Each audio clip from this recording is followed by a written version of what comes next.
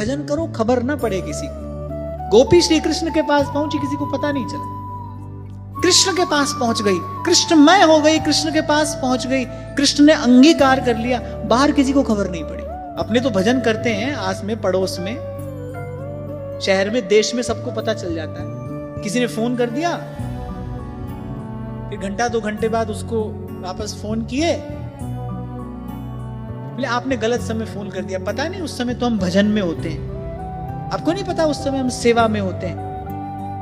इतने बजे तक तो हम भजन में रहते हैं, इतने बजे तक हम सेवा में रहते हैं। अब उस बेचारे को कोई जानने में रुचि नहीं थी कितने बजे तक आप रहते हैं, नहीं रहते।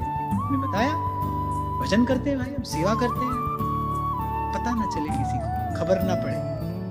मेरे कबीर बड़ी सुंदर बात कहते हैं, अरे जो तेरे मन में सांच है कह ना जनाब, क्योंकि जिसका तू भजन कर रहा है अंतर्यामी जानी है, अंतर्गत का भाव। 2 अभिप्राय हैं इसके, पहले एक तो अंतर्यामी जानता है, और दूसरी बात कबीर कह रहे हैं अंतर्यामी जानी है, अंतर्गत का भाव। अगर तुम चाहते हो कि प्रभु तुम्हारे भाव से परिचित हो, तो फिर अपनी वृत्ति अंतर्मुखी रख के अपना भाव अंतर्गत रखिए, प्रकट करेंगे तो वो तो झूठी हो गई वस्तु। ठाकुर जी को तो अमनिया निवेदन किया जाता है।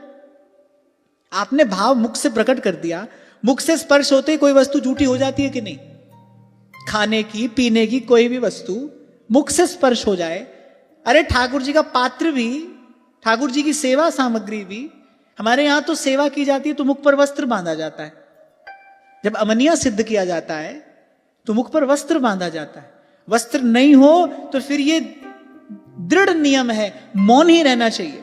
आप बोलोगे तो कोई एक आध छींट कण जाकर पड़ सकता है, वो वस्तु झूठी हो जाएगी। ऐसे ही प्रेम है, ऐसे ही प्रेम का भाव है। जैसे ही मुख से कहा झूठा हो गया। अब भाई संसार के लिए तो भले हो, प्रभु के लिए नहीं हो सकता।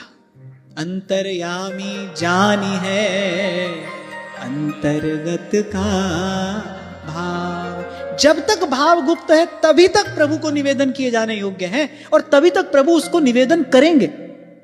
अरे महाराज, संतों ने तो लाख लाख प्रयास करके अपने भजन को छिपाया है। हमारे गिरिराज जी वाले पूज्य श्री पंडित जी महाराज तो भाव विह्वल होकर रोया करते थे।